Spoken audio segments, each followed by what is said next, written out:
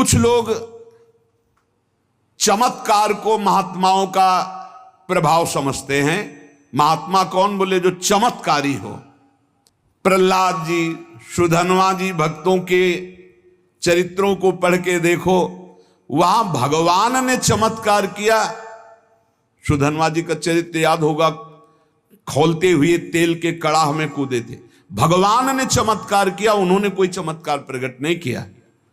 भक्त की प्रियता के परवश होकर भगवान बड़े अलौकिक चमत्कार करते हैं। भक्त का नहीं उसमें होता, भगवान का चमत्कार होता है।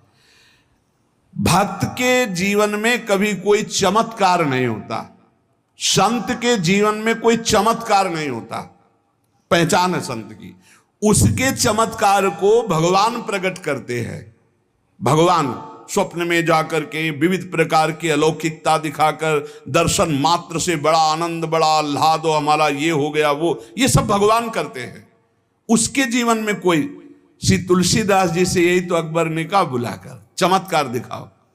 कुछ नहीं हमारे को।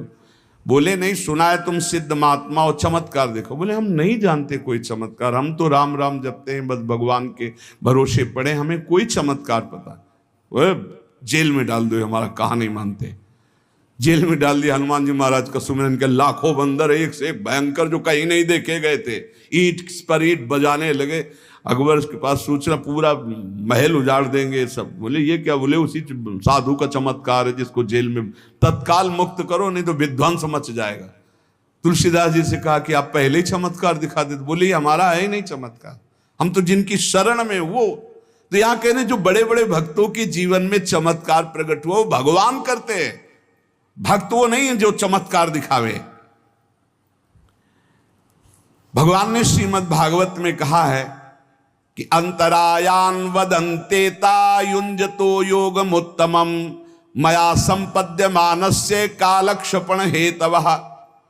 जो मेरे भक्त जन है, संत जन है, वो उपासना में डूबे रहते हैं, आराधना में डूबे रहते हैं। ये सिद्धियां चमत्कार कभी वो स्वीकार नहीं करते। जो सिद्धियां और चमत्कार स्वीकार कर लेता है वो जन्म मरण को प्राप्त होता है। ध्यान दीजिए, संत चमत्कार नहीं दिखाते, बड़ा भूल है। योगी अथवा भक्त या सिद्ध संत, सिद्ध माने भगवत प्राप्त, ये कभी सिद्धियों को स्वीकार नहीं करते, कभी कोई चमत्कार नहीं दिखाते। संतों में चमत्कार भगवान का होता है, वो स्वयं कोई चमत्कार नहीं दिखाते। अगर सिद्धियां स्वीकार कर ली जाए, चमत्कार स्वीकार कर लिया जाए, तो ना मोक्ष होगा ना भगवत प्राप्ति होगी। इतना बड़ा घाटा कैसे कोई संत सह सकता है? छोटी मोटी सिद्धियों को स्वीकार करके चमत्कार दिखा दिया, भगवत प्राप्ति नहीं होगी, स्पष्ट लिखा हुआ है। उसको भगवत प्राप्ति नहीं होगी। जो चमत्कार दिखा दिया, सिद्धियां स्वीकार कर ली, वो जन्म मरण के चक्र से छूट नहीं सकता, भगवत प्राप्ति नहीं हो सकती, विषयों के चक्कर में फंस जाएगा। जो संत होकर संत वेश में सिद्धियों प्राप्त की माना और सिद्धियों का प्रदर्शन किया, वो कभी भगवत प्राप्त महात्मा नहीं हो सकता। ये बहुत बड़े महापुरुषों के वचन हैं। प्रयत्न किया जाता है, संत महात्मा इस बात का प्रयत्न करते हैं कि मुझे भगवत प्राप्ति हो, भगवत साक्षात्कार हो। तो चमत्कार से महात्मा की मिलान नहीं हो सकती कि चमत्कारी है तो महात्मा है। बोले बड़े चमत्कारी, किसी का चमत्कार देखते ही उसे सिद्ध या महात्मा मत मान बैठना, नहीं तो भूल हो जाएगी। योग सूत्र शास्त्र कहते जन्म औषधि मंत्र तपा समाधिजा सिद्धया। किसी किसी को कुछ जन्म से चमत्कार मिलते हैं, कुछ औषधि से चमत्कार मिलते हैं, कुछ मंत्र से चमत्कार मिल जाते हैं। कोई जन्म से ऐसा पूर्व तप किए रहा कि चमत्कारी होता है।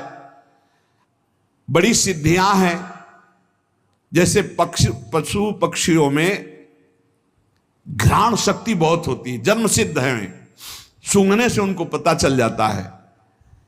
अंधेरे में देखने की शक्तियां ये औषधि से, पूर्व तप से, मंत्र से ये प्राप्त की जा सकती है। जड़ी बूटियों से सिद्ध औषधि, जैसे ऐसी जड़ी बूटियां शरीर में लगा लो, आग की ज्वाला से निकल जाओ, रोम में नहीं झुलसेगा।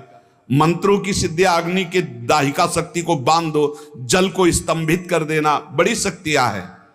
लेकिन कई ऐसी सिद्धियां जो मलिन मंत्रों से होती हैं, यक्षिणी सिद्ध कर लेना, प्रेत सिद्ध कर लेना, भूत चुड़ैल सिद्ध कर लेना, और वो सब बताता रहे। एक बार भाई जी महाराज को पता चला कि एक सिद्ध पुरुष हैं जो नाम बता देते, काम बता देते हैं। भाई जी ने कहा ऐसे सिद्ध पुरुष, चूंकि वो शास्त्र ऐसे तो नहीं होते, तो वहां भाई जी भी गए।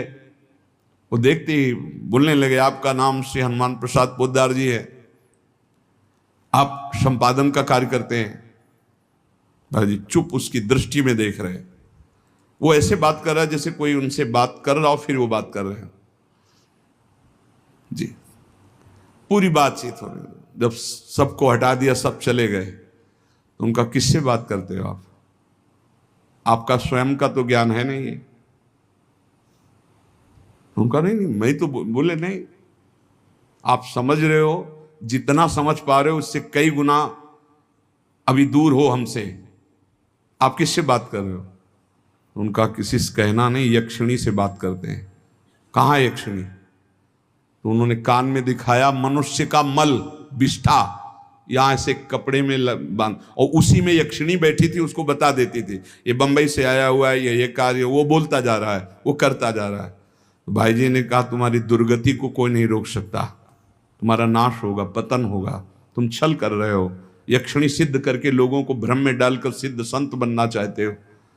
दुर्गति हुई। भाई जी ने लिखा था कि अंतिम समय वो भागा, यक्षिणी से पूछा कि हमारी मृत्यु का, तो उन बताया, तो भागे नर्मदा की तरफ, तो रास्ते में यक्षिणी ने उसे मार के गिरा दिया। जिंदगी भर हमारी सेवकाई की, अब तुझे जिंदगी के बाद मेरी सेवकाई करनी पड़ेगी। तो बोले कई ऐसे मलिन मंत्र हैं जिनके द्वारा चमत्कार सिद्धियां प्रकट की जाती है। संकल्प सिद्धि, हठ योग की सिद्धि, हिप्नोटिज्म या मेसमेरिज्म की कई सिद्धियां होती हैं जो आपको आश्चर्यचकित कर देंगे। जैसे चाहे वैसे आपको घुमाता चला जाए, जो सोचवाना चाहे वही आपसे सोचवा ले। कई तरह की, ये सब संतों में नहीं होती, ये सब नाटकबाजी है, ये माया की सब नाटकबाजी है। इस विषय में बहुत सावधान रहना चाहिए। जहां चमत्कार, सिद्धियां, प्रलोभन, दुनिया के, बहुत सावधान। शुद्ध भगवत मार्ग अलग है, भगवत प्राप्ति, तत्वबोध, तत्व ज्ञान अलग है। कुछ लोग आर्थिक लाभ करने वाले ऐसे पाखंड में फंस जाते हैं, कुछ लोग अपने दुख निवृत्ति के लिए ऐसे दम्भ में फंस जाते हैं जो अपनी क्रियाओं से खूब ठगी कर रहे हैं। जो इन चमत्कार, सिद्धि और लुभायमान बातों में फंस जाता है, ना वो भगवत प्राप्ति की योग्यता रख पाता है, ना भगवत प्राप्ति की इच्छा कर पाता है। मुमुक्ष, भगवत मोक्ष प्राप्त करने वाला, भगवत प्राप्ति की इच्छा करने वालों को, ऐसी सिद्धियों को दिखाने वाले, ऐसे चमत्कार वालों को बिल्कुल नजदीक नहीं जाना चाहिए। वहां कुछ नहीं, भगवत प्राप्ति लायक कुछ नहीं, मोक्ष प्राप्ति लायक कुछ नहीं। अर्थार्थियों को सावधान रहना चाहिए, छलावा हो सकता है। लोभियों को, ठग के, ये भूखे लोग जो धन के हैं, ऐसे लोग घेरते हैं। ये ठगाई का धंधा है। हम पढ़ के बोल रहे हैं भाई, इसीलिए सामने रखते हैं। ये ठगाई का धंधा है, भगवत प्राप्ति या कोई चमत्कार नहीं है। संत महात्मा या भगवान का शुद्ध योगी कभी ऐसा नहीं करता, पूर्व में हुए हैं। आजकल ठगों के समुदाय बढ़ रहे हैं, संत महात्माओं के नहीं। बिरले कोई संत महात्मा भजन करने वाले। सत्संग का मतलब क्या होता है? ठीक सही मार्ग पे चलने का हमें दर्शन होना। ये शास्त्र समझ, हम इसीलिए रख के बोलते हैं कि जो सामने लिखा है वही हम तुम्हें पढ़ के सुना रहे हैं, महापुरुषों के वचन। मोक्ष अथवा भगवत प्राप्ति चाहने वालों को इन चमत्कार, सिद्धियां दिखाने वाले, इनसे बचना चाहिए। जिसका मोक्ष मार्ग होता है वो निसंग होता है, जो भगवत प्राप्ति करना चाहता है वो भगवान से तन्मय होता है, वो दोनों ये चमत्कार और सिद्धियां स्वीकार नहीं करते।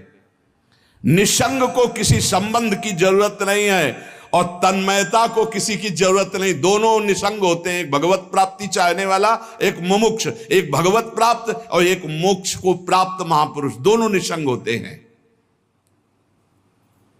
नारायण परा सर्वे ना कुतश्चन विभत्य स्वर्गापवर्ग नरकेश्वपि तुल्यार्थ दर्शिनः। जो भगवान के परायण है वो निसंग भक्त है, वो न नरक की त्रास रखते हैं, न स्वर्ग की आस रखते हैं, न मोक्ष की परवाह करते। फिर वो सिद्धियों को क्यों स्वीकार करेंगे? वो चमत्कार दिखाकर लोगों को क्यों आकर्षित करेंगे? दुनिया का चमत्कार दिखाने वालों से भगवान की प्राप्ति नहीं होती। हमने देखा है गायत्री सिद्ध महापुरुष को तो इसे सोने के सिक्के और चांदी के सिक्के से निकलते हुए देखा है कई चमत्कार। और यहां बिल्कुल घास नहीं डाल रहे कि सिद्धियां चमत्कार जहां वहां भगवत प्राप्ति का नामो निशान नहीं। ज्ञानी को श्रुति भगवती पांडित्य में भी वैराग्य की आज्ञा देती। पांडित्यम निर्वेद्य, ज्ञानी का पांडित्य में भी राग नहीं रहता। जैसे बालक सब विषयों से निर्दोष, ऐसा ब्रह्मबोध संपन्न ज्ञानी होता है। और भक्त, अरे भक्त तो भगवान की प्रीति के आगे कुछ नहीं, फिर वह चमत्कार है सब। तो क्या संतों में कोई चमत्कार नहीं होता? नहीं, भगवान चमत्कार करते हैं। संतों का यश करे करावें आप सब, जने बढ़ाई दे। जो संतों का यश होता है, जो संतों की दिव्यता होती है, वो भगवान करते हैं। वो स्वयं में कुछ ऐसा नहीं, वो स्वयं में सहज सरल स्वभाव, न मन को टिलाई, एकदम शांत गंभीर समुद्रवत, कहीं किंचन मात्र कोई अहम नहीं, कोई चमत्कार नहीं, सारा चमत्कार भगवान करते हैं। तत्व ज्ञान होने के बाद जिसका माया मन नष्ट हो गया है वो सिद्धि और चमत्कार को छू भी नहीं सकता। और भगवत प्राप्त होने के बाद तो सवाल ही नहीं। तो दोनों, एक भगवत प्राप्त और एक ब्रह्मबोध, एक भगवत प्राप्ति की चाह रखने वाला, एक तत्व ज्ञान के मार्ग में चलने, दोनों चमत्कार और ये नहीं स्वीकार करते। इसीलिए आप हमारे ब्रज के भक्तों को पढ़ के देखो, एक से एक बड़े महान भागवत, लेकिन अत्यंत दैन्य, अत्यंत दैन्य। वर्तमान समय में बड़ा धोखा है। लोग संत का पता इसी बात से लगाते हैं कि कितना चमत्कारी है। पता नहीं, बचो। भगवान नाम जब, भगवत कीर्तन, भगवत आराधना, बिल्कुल शुद्ध मार्ग में चलो, जीव का इसी जन्म में निस्तार हो जाए, भगवान की प्राप्ति हो जाए। इसीलिए सत्संग, नौटंकी, नाटक, मनोरंजन, ये सत्संग मनोरंजन नहीं, शुद्ध भगवत मार्ग है, जहां से हम माया का त्याग करके भगवत प्राप्ति करते हैं। संत का चमत्कार है कि संसार से मन हटकर भगवान में लग जाए, यही सबसे बड़ा चमत्कार है। वो भगवान का नाम जपने लगे, वो गंदी बातें छोड़ दे, ये चमत्कार है संत का। अपने आप सबके हृदय में उसका प्रभाव पड़ेगा। लेकिन आजकल दूसरा प्रयोग किया जाता है, चमत्कार दिखलाकर सामने वाले की वृत्ति को घसीट करके उससे शोषण किया जाना, अपनी सिद्धि का प्रयोग करके दूसरे को लुभायमान कर लेना। बुद्धि का सारा खेल हो रहा है।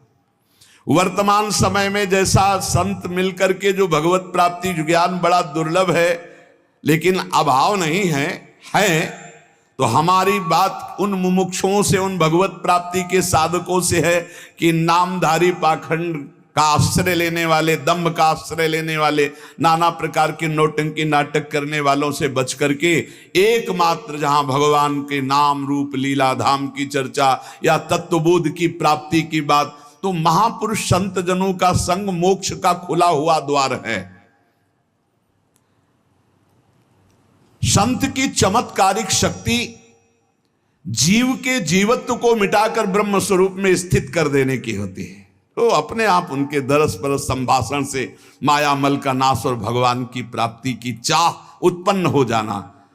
जिसको सांसारिक चमत्कार लाभ उठाना, उनको कभी ऐसे महात्माओं का संग मिलेगा भी नहीं। याद रखना, महात्माओं का संग मोक्ष का खुला हुआ द्वार है।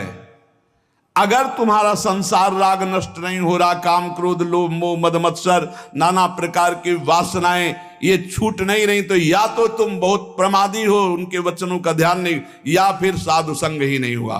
साधु संग का सीधा अर्थ है भगवान की प्राप्ति हो जाना। तमाशा दिखाना, नौटंकी नाटक करना, इन सबसे बहुत दूर रहो, बहुत बचो। कोई नहीं अवश्यमेव भोक्तव्यम कृतम कर्म शुभाशुभम। भाई बहुत सावधान।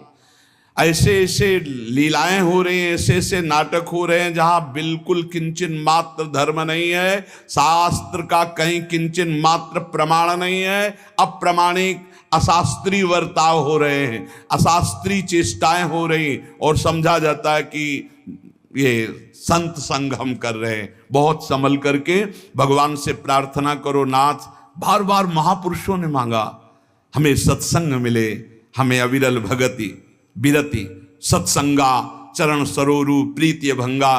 देखो काकभूषुंड जी सिद्ध संत है, कितना बड़ा चमत्कार। उनके पास जाते ही सारे संशय नष्ट हो गए गरुण जी महाराज के, और वो क्या चमत्कार कर रहे, भगवान की चर्चा सुना रहे हैं, भगवान के नाम की महिमा, भगवान के रूप की महिमा, भगवान की लीला। ये शुद्ध संतों के संग का लाभ है। नाम रूप लीला धाम, भगवान की चर्चा सुनने को मिले, भगवान के भजन में रति हो, यही बात।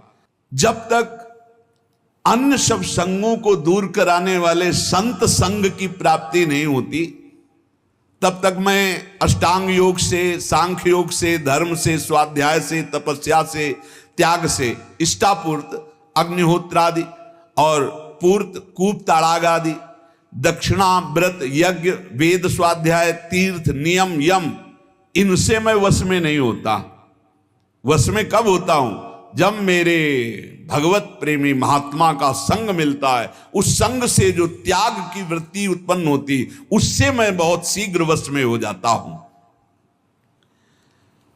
जीवों के अंदर दुष्संग की वृत्तियां होती हैं, इनका नाश ही केवल सच्चे संतों के संग से होता है। संत समागम जिसको प्राप्त हो गया, मतलब भगवत प्राप्ति हो गई। सच्चा संत मिल जाए बस हो गया। सत्संगति सीधे लिखा संस्कृति का रंता। सत्संग मिला कि अब संसार से उसके मोक्ष होने का समय आ गया। संत सेवा का लाभ अमोघ है, पर सच्चे संत, शर्त है सच्चे संत मिल जाए तो उनके संग में रहने मात्र से भगवत प्राप्ति हो जाएगी। निरारंभा हरापि वयम पुण्यशीलेषु साधुषु पुण्य में वापनुयामेव पापम पापोपसेवनात्। कोई भी आचरण, कोई भी अनुष्ठान जीवन में नहीं हुआ, लेकिन भगवत प्रेमी महात्मा का संग मिल गया तो बोले वो सर्वश्रेष्ठ पदवी को प्राप्त हो जाएगा। साधु समागम के प्रभाव से, केवल रहने मात्र से। महाभारत के इस श्लोक में संत के समीप रहने मात्र से वो भगवत प्राप्ति कर लेगा। जैसे चंदन के वृक्ष के समीप रहने वाले नीम और बबूल भी चंदन के भाव ही बिक जाते हैं, उनमें भी सुगंध आ जाती, वो भी चंदन ही बन जाते हैं। ऐसे संत के समीप रहने वाले भी संत ही बन जाते हैं। पर संत अगर ये लक्षण ना हो तो वो संत नहीं है, पाखंड है। कौन से लक्षण? बोले कृपालुरकृति दोहस्तितिक्षु सर्वदेहिनाम सत्यसारो नवद्यात्मा समः सर्वोपकारकः कामैरहत धीर्दान्तो मृदु सुचिर किंचनः अनिहोमित भुक्षान्तः स्थिरो मच्छरणो मुनिः अप्रमत्तो गभीरात्मा धृतिमांजित षड्गुणः अमानी मानदः कल्पो मैत्या कारुणिकः कविः। कृपालु, उसका स्वभाव बड़ा दयावान होता है। कृपालु स्वभाव देने वाला होता है, लेने वाला नहीं होता। ये सावधानी रखनी चाहिए। बिल्कुल नहीं, पाखंड और दंभ का बढ़ावा नहीं देना चाहिए, नौटंकी नाटक का बढ़ावा नहीं देना, इसमें नहीं। जो तुमसे सीधे अर्थ मांग रहा है वो व्यापारी है, वो भोगी है, पाखंडी है, पैसा मांगने वाली बात नहीं होगी। कृपालु, उसके हृदय में इतनी कृपा होती कि वो देना जानता है। सेवक जी महाराज कह रहे हैं, श्री हरिवंश धर्म प्रगट जानिए, श्री हरिवंश नाम जाहिए, नाम सिद्धि पहचानिए, श्री हरिवंश नाम सब सिद्धि सबय रसिक, बिलसय नवनिधि भुगतय और देहि और न जाचहि, पोषण भरन न चिंत कराएं, श्री हरिवंश विभव विलसाएं, श्री वृंदावन की माधुरी। ये मांगना।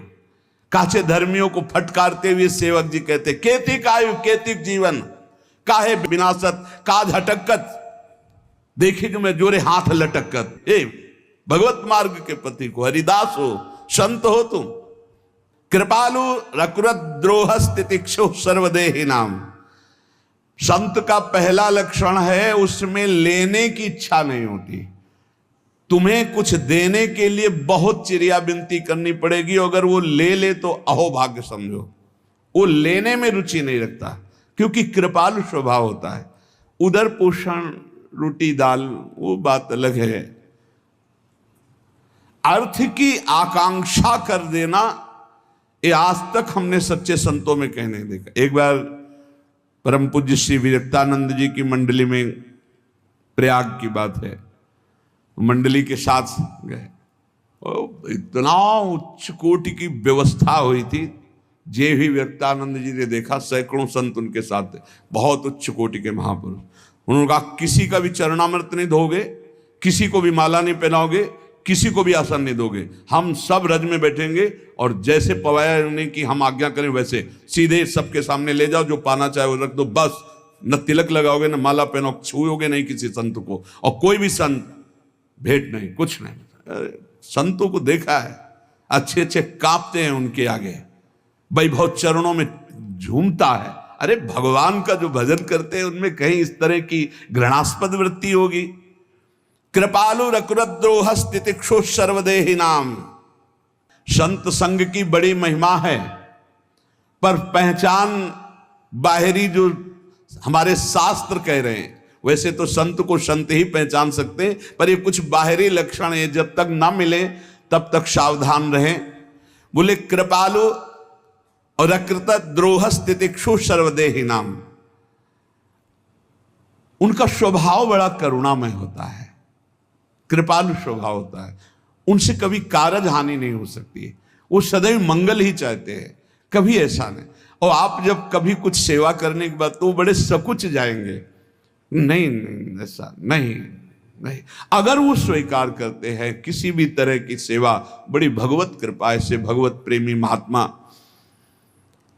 दूसरा, वो किसी से द्रोह नहीं करते, अकृत द्रोह, कभी किसी से द्रोह नहीं करते। तीसरी बात, तितिक्षु स्वभाव होता है, बहुत सहनशील होते हैं। मांगना शब्द तो उनके लिए केवल भिक्षा के सिवा मांगना शब्द नहीं हो सकता।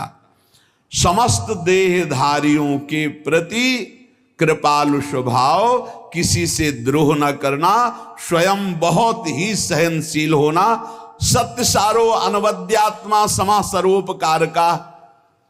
उनकी वाणी में सत्य होगा, उनके आचरण में सत्य होगा, उनके मन में सत्य होगा। तीनों, बोल कुछ और रहे हैं, कर कुछ और रहे हैं, सोच कुछ और रहे हैं, ऐसे नहीं होता। जो बोला वही आचरण में, वही उनके मन में। और निंदा आदि को सहन करने की सामर्थ्य, कोई निंदा करे उसको मुस्कुरा के सह जाए, ये संत का लक्षण। सबके प्रति कृपालु भाव, तितिक्षु सहनशील, सत्य बोलना, सत्य सोचना, सत्य आचरण करना, और सुख आदि द्वंद्वों में समान भाव रखना। मान अपमान, निंदा स्तुति, सुख दुख में जो समान भाव रखता है वो संत है।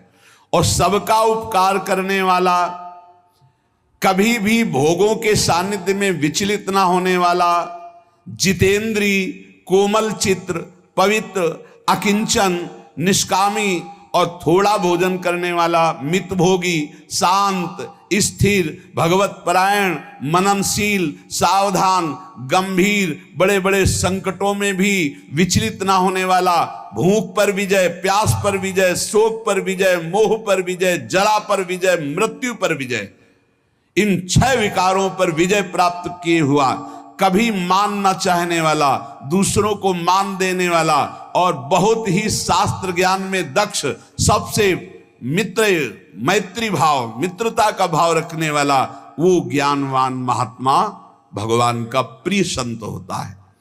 भगवान कपिल देव जी ने बताया कि जो आसक्ति संसार में की जाती है वही संत से हो जाए तो मोक्ष का खुला हुआ द्वार है।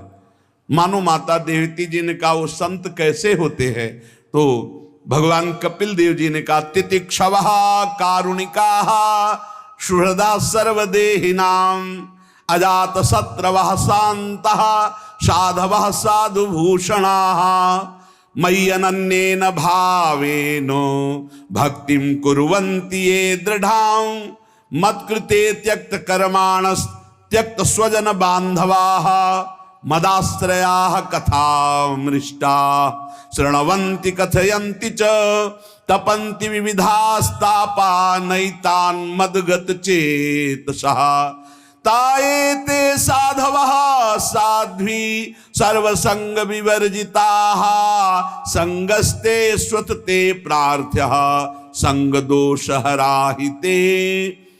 ऐसे संतों के संग करने की प्रार्थना भगवान से करनी चाहिए कि मुझे ऐसे संत मिले। कैसे संत मिले? भगवान कपिल देव जी माता देवती से कहते हैं तितिक्षवः, बहुत सहनशील, ये संत का लक्षण है, संत की पहचान है, सहनशील, दयालु, सबके सुहृद, विश्व में जिसका एक भी शत्रु नहीं, शांत, सुशील स्वभाव, ये साधु के आभूषण हैं। सहनशीलता, दयालुता, सबके प्रति सुहृद भाव, शत्रुहीनता, शांत, सुशीलत्व, ये संतों के आभूषण हैं। अनन्य भाव से भगवान में अटल भक्ति जिसकी है, जिसने भगवान के मार्ग में अपने बंधु बांधव, रिश्ते नाते संबंधों का पूरा त्याग कर दिया है, रिश्तेदार, नातेदार, संबंधी, घर परिवार सबसे जो बहुत दूर है, किसी से अपनापन नहीं। भगवान कह रहे हैं त्यक्त कर्माणस त्यक्त स्वजन बांधवाः, विरक्त होकर संत भगवान के मार्ग में चलकर फिर ये केवल भगवान से अपनापन होना चाहिए। मेरा ना परिवार है, होते हुए भी नहीं, होते हुए भी नहीं। भक्तों के चरित्र पढ़ के देख लो, भक्तमाल में बहुत से संत गृहस्थ हुए, जो गृहस्थ में रह रहे बहुत उच्च कोटि के महात्मा हुए, पर उनका अपने परिवार से राग नहीं रहा। त्यक्त स्वजन बांधवाः, भगवान के लिए अपने स्वजन संबंधी परिवार के राग को जिन्होंने छोड़ दिया उन्हें संत कहते हैं। नहीं फिर बात बिगड़ जाती है। अगर पारिवारिक थोड़ा भी मोह हुआ तो साधुता में पानी फिर जाएगा, पक्का फिर जाएगा। बहुत बहुत झंझट पैदा हो जाती है, बहुत राग पैदा हो जाता है। ये सब त्यक्त स्वजन बांधवाः, साधुता के मार्ग में कभी पहचानो नहीं इनको। अगर इनको पहचानोगे तो प्रभु से पहचान नहीं हो पाएगी। घर गृहस्थी में रह रहे हो तो भगवत भाव से रहो, और संत भाव में विरक्त भाव से चल रहे हो तो इनको मत पहचानो। हरि गुरु के सिवा हमारा कोई नहीं, ये अंदर हृदय में बैठ जाना चाहिए। त्यक्त स्वजन बांधवाः, इसलिए साधु को जीवन भर ध्यान रखना चाहिए। भगवत भजन के लिए जैसे और सब है तो ऐसे भजन करो। अपने पास जो भी वस्तु आई है वो केवल श्री जी की सेवा के निमित्त है, संत सेवा के निमित्त है। उसका अधिकार केवल श्री जी और संत सेवा के लिए। नाना प्रकार से माया अपने संबंध का प्रभाव दिखाती है, तो हमें लगता है कि अगर अधिकार पूर्वक संत सेवा और श्री जी की सेवा करने का अधिकारी ना मिले तो उस संपत्ति को यमुना जी में डुबो देना चाहिए, लेकिन परिवार वालों को नहीं देना चाहिए। नहीं, परिवार भी डूबेगा और महात्मा भी डूब जाएगा जो भगवत मार्ग में चला है। त्यक्त स्वजन बांधवाः मत कृते त्यक्त कर्माणस, और त्यक्त स्वजन बांधवा, यहां बहुत कट्टर रहना चाहिए। भगवत मार्ग में चलना है तो जैसे सब साधक, ऐसे हर एक का अधिकार है, चल सकते हो, लेकिन जिंदगी भर और भले अधिकारी बन जाए, तुम कभी अधिकारी नहीं बन सकते, ये पक्का होना चाहिए। भगवत मार्ग में आओ, स्वागत है तुम्हारा, भजन करो, जैसे सब पा रहे हैं वैसे पाओ, लेकिन सब में और तुम में जीवन भर अंतर रखा जाएगा कि तुम कभी हमारे एक चम्मच के यहाँ के अधिकारी नहीं बन सकते, दूसरा का अधिकार रहेगा, तुम्हारा नहीं हो सकता, ये जीवन भर, क्योंकि तुम्हारा शरीर संबंध है। तुम कहीं ना कहीं शरीर संबंध से अहम वो स्फुरित होगा कि हमारे मौसिया, हमारे चाचा, हमारे अमुक है, अमुक कभी नहीं होना चाहिए। जिंदगी भर दूसरे को दे दे। परिवार वालों का संबंध कि भाई विरक्त ही तो है, विरक्त है तो भजन के लिए विरक्त हो, मांगो खाओ, धामवास करो, भजन करो, लेकिन आप कभी वैभव के अधिकारी। ये त्यक्त स्वजन बांधवा, बहुत होश में भगवत मार्ग है। त्यक्त स्वजन बांधवा, कभी भी परिवार वालों का संबंध इस तरह का नहीं होना चाहिए जिससे हमारे जीवन का जो उद्देश्य है वो नष्ट हो जाए। एक बार श्री स्वामी मग्नानंद सरस्वती जी सेनपुर आश्रम में विराजमान थे। किसी ने बताया कि जब से सरकार आप घर से निकल के आए आज तक पिताजी ने दर्शन नहीं किया, आज पता पाया है तो आ रहे हैं दर्शन के लिए। ऐसे सरकार आसन से उठे और भाग पड़े जैसे कोई बच्चा भागता है। भाग गए, नहीं मिले। जब लौट के फिर पता चला कि आश्रम से चले, जब कि भाई स्वामी जी नहीं मिलना चाहते तो आप कृपा करके जाए। तब लौट के आए, बोले ऐसा क्यों किया? शिष्यों ने कहा महाराज जी जब सबका दर्शन का अधिकार है तो उनका तो दर्शन का। बोले वो संत के दर्शन करने नहीं आए थे, वो पुत्र के दर्शन करने, और पुत्र रह नहीं गया तो उनकी इस भाव का पोषण नहीं कर सकते, इसलिए भाग पड़े। संत के दर्शन करने आते तो मैं नहीं भागता, लेकिन वो संत दर्शन के लिए नहीं आए। परिवार के जनों को रहता है, पक्का रहता है, आप बात करके देख लो, परिवार वालों को लगता है मेरा है, बस वो संसार के राग में है। इसलिए कभी भी विरक्त को अपने परिवार वालों से राग नहीं रखना है, नहीं तो वही राग भगवान के अनुराग में बाधा पड़ जाएगा। मान लेना वो राग किस तरह से बाधा में पड़ेगा, पता नहीं कौन सा रूप रख ले, कौन सी आसक्ति रख ले, कौन सा घटना रख ले कि तुम्हें हरि गुरु से विमुख कर देगा। इसलिए त्यक्त स्वजन बांधवा, स्वयं कपिल देव भगवान कह रहे हैं मुझ में अनन्य अटल भक्ति, मेरे लिए सारे कर्मों का समर्पण और मेरे लिए अपने रिश्ते नाते बंधु बांधवों का त्याग।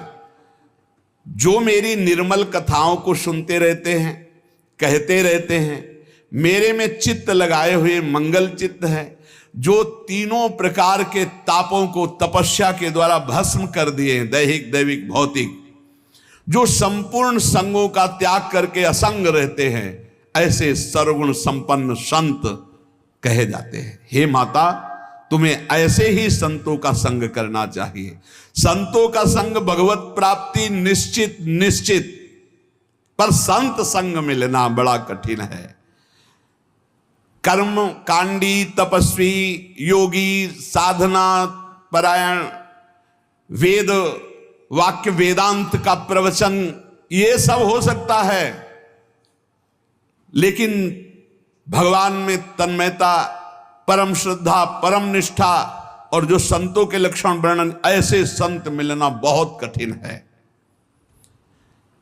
हम ये नहीं कहते कि जो साधक हैं, जो कर्मकांडी हैं, जो योगी हैं, जो वेदांत का वर्णन कर रहे हैं, वो संत नहीं हो सकते, पर वो जब तक ये लक्षण नहीं आते पूर्ण रूप से, तब तक गिरने के बहुत चांस होते हैं, दम भाने की बहुत गुंजाइश होती है। हमें ये लगता है कि भगवान से प्रार्थना करनी चाहिए कि भगवान मेरे जीवन में किसी आदर्श महान संत का प्रवेश हो जाए। आप कृपा करो, मैं तो नहीं जानता कौन संत है, पर आप तो जानते हैं ना संत को, तो आप कृपा करके मुझे संत संग प्रदान कीजिए।